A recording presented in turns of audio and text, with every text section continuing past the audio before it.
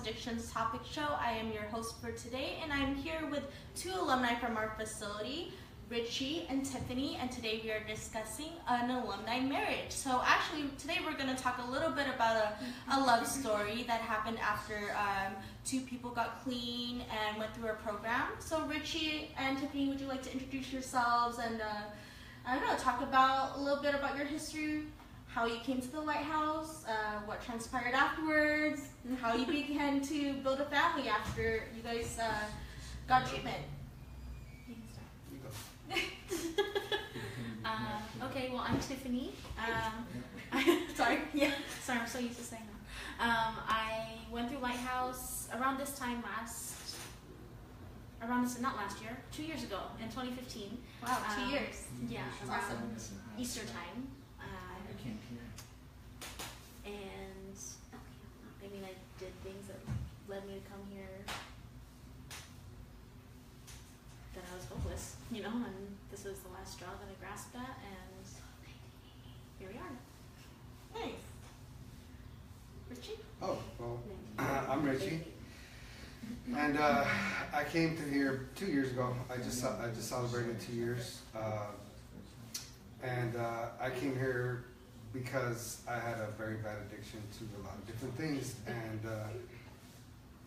you know, because of some people that I knew, we were able to get me here to the Lighthouse, and this is where I got my stepping stones to recovery, and yeah, that's pretty much how I started my recovery. Nice. And would you like to share with us a little bit about your experience while you were in treatment? Sure. It was my first time in treatment. I had no idea what I was getting myself into. I just knew that I had a problem with drinking, and that I had heard of AA and treatment programs and things like that before. And it was definitely a very new experience. I remember the first night that I got here, we had a house meeting, and at the end, someone ended with the Lord's Prayer, and I just remember just crying. I felt like So I was you knew it surrounded. was the place that you needed to be. Yeah. Aw, that's so sweet. You want to share a little bit about your experience here? Sure. Well, when I first got here, I was crying, and I continued to cry the whole time I was here. But I can't really imagine that. you know, a lot of the staff here was really, they lend a shoulder, they lend an ear, and you know, they just made me feel at home. And even though I wasn't right in my mind, I was able to take in a lot of the advice that they gave me, and yeah, it was awesome, actually. Nice. So you guys went through treatment here, and I understand that you both worked on your own personal recovery program. So then you guys met, right?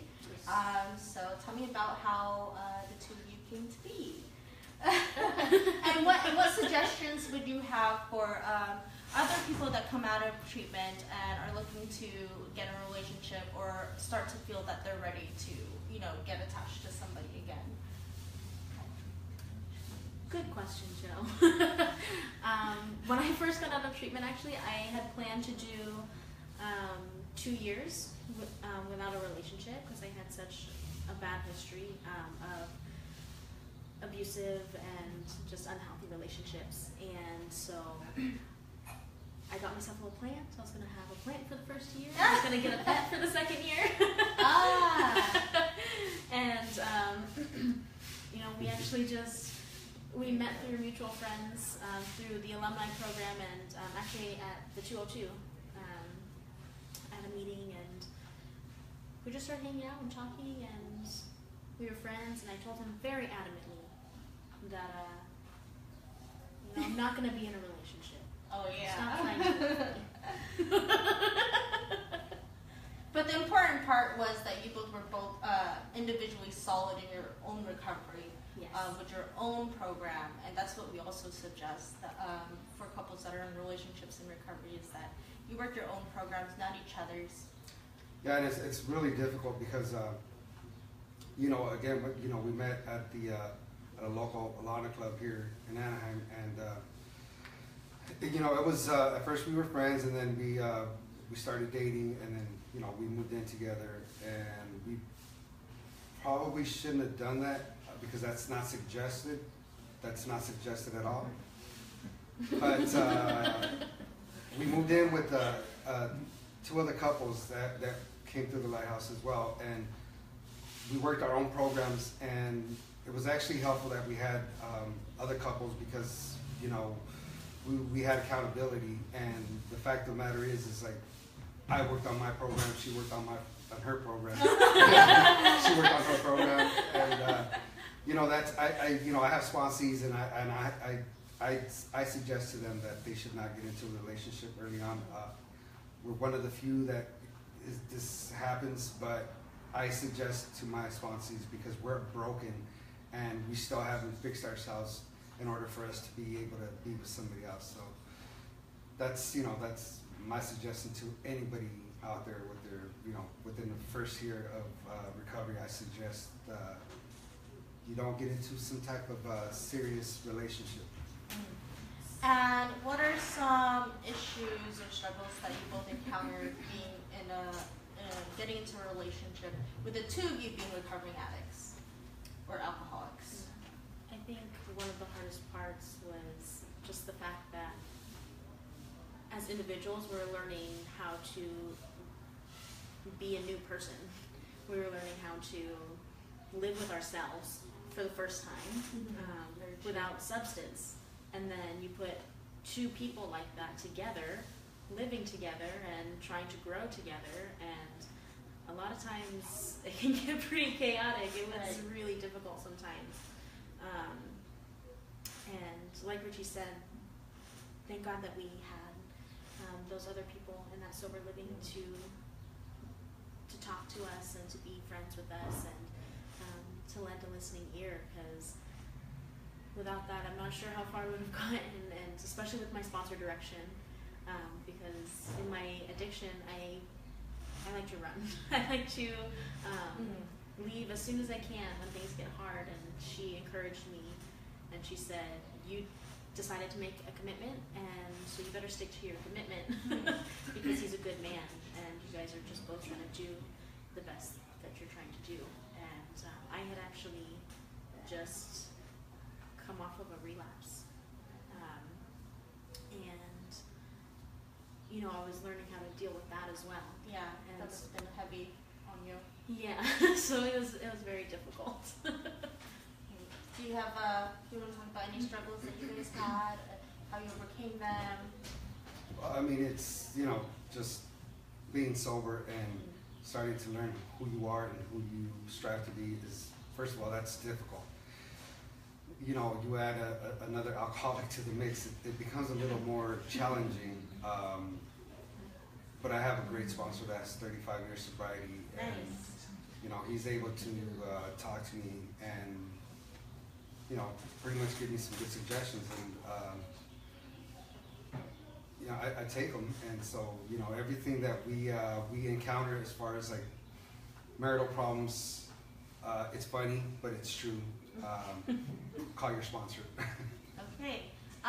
So I want to talk about you two as alumni. How do you guys stay connected? And I know you guys help a lot of people, both of you. You sponsor many girls, you sponsor a lot of our clients. So how do you stay connected, and how do you keep fueling that fire of recovery within yourselves? But for myself, I have, you know, when I came here, I was broken. I had nothing, and I didn't know how to live. So once I started to learn how to live, I just go ahead and try to do what was taught to me, and I try to give that to somebody else. And my sponsees that I currently have are awesome. You know, they work a program, a very, very hard program, and it actually helps me step up my program. And I come to alumni a lot because, you know, at first, because I love coming here. Now I am an alumni coordinator here, so, you know, I get to, you know, just be with a lot of alumni, and they get to call me. You know, sometimes I'm up till 2 in the morning, and it's awesome. It's just it just helps me stay sober. That's what it does for me. Staying connected. I think because if I didn't have a fellowship to stay connected with, I wouldn't have my sobriety. That's a very big part of my program. Excuse me. And whenever I come here, it brings me back to my roots, and it brings me back to, you know, how I felt when I first came in, and just how broken and hopeless and helpless I was. And you know, it reminds me to stay, and it reminds me to keep doing what I'm doing, no matter what. And you know, I really enjoy staying connected on our Facebook page too, and things like that, just because I can't always get out of the house. I work, and then when I'm home, I like to be home with the baby, and she doesn't like to leave the house very much in the evenings, and so that's another way for me to stay connected with our group. And that's one of the biggest parts too that's helped me out, especially with like the grateful lists and things like that. We do daily gratitude lists that we open to all of our alumni to participate. But I think the most important thing for us is that, and I think I speak for both of us, sobriety and just actually being connected to this place, and just so much love that we receive from just the Lighthouse. And I'm not just talking about alumni, I'm talking about staff as well. We get so much love that we get to share some of our love with every now and then bringing our baby. Well, yes, we had a baby. And our Lighthouse mascot. I don't know about a mascot, but a Lighthouse baby. Speaking of the baby, oh, she's here to visit, so we have a special friend to join us. Yay! Oh, she's so adorable. So she is definitely a gift of recovery that anybody can have when they decide to get sober and you know, get healthy. And I think another gift of recovery is being able to foster those deep, meaningful relationships that can potentially turn into marriage and a family. And I'm so proud of the both of you because I have seen them from start to finish or until now, and they've grown like so much, and it's been such an amazing journey to watch them. Hi, Vivi. Say hi to Joe. She's such a good baby. Every time I see her, I really think she's just a blessing. So yeah, do you guys want to talk about like the importance of family support? Yeah, you know, I have children from previous marriages, and Tiffany's very, very open about it, and some of my children live with me, and I think you know, the support that we get from both of our families is just tremendous. You know, I think you know, without our family and obviously our higher power, none of this could be what we have now. And we have such a beautiful thing that we try to share with everybody.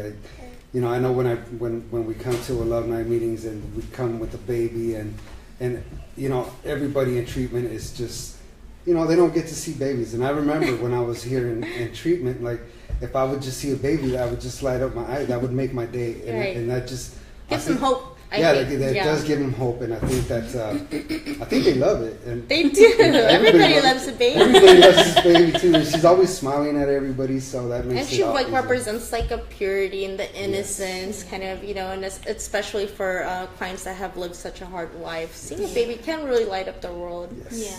So, do you guys have anything you'd like to say about to somebody or families or loved ones with a struggling addict, and then afterwards maybe say something to the addict who is still suffering? For the addict who's still suffering, hang on. You know, there's a place for you, and maybe you need to come to a treatment program or something like that to help you get back on your feet again. And I know for me, that was the boost that I needed to help me realize that there's more to life, that I don't have to stay in my pit of despair. I don't have to stay where I'm at. And just a word of encouragement for the families. Again, hold on.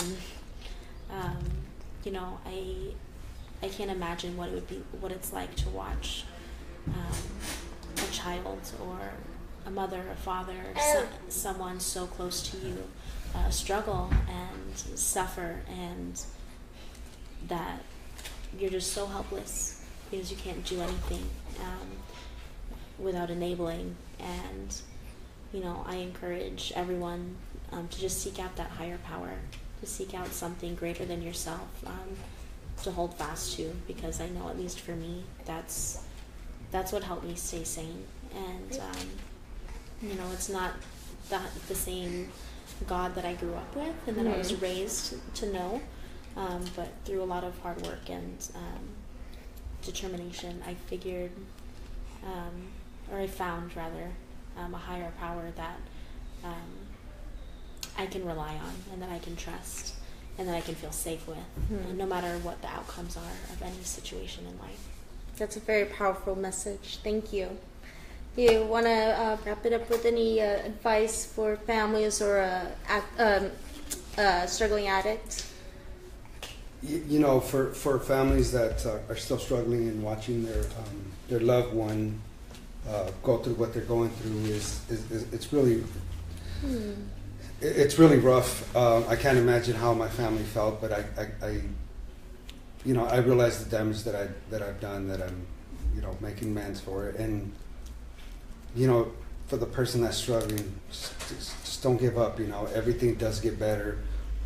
All you have to do is just give up that will and just give yourself to this program, and I guarantee you things get better. You know, somebody like myself can get sober, and I have a bad, you know, just bad things I've done in my entire life. If somebody like myself can get sober, anybody can. So just don't give up. You know, if ever you need to call somebody, you're more than welcome to call me. I answer my phone at every hour, and you know, look us up on the internet. You know, Lighthouse. This is where it happened for myself and for my wife, and I guarantee you that it can happen for you. Beautiful. Thank you guys for some amazing testimonies, some great advice, for bringing your beautiful baby. It was very nice to have you as my guest. Just a reminder, we're here every Thursday at 3 p.m. Facebook.com/Lighthouse Treatment. So join us next time. Thank you.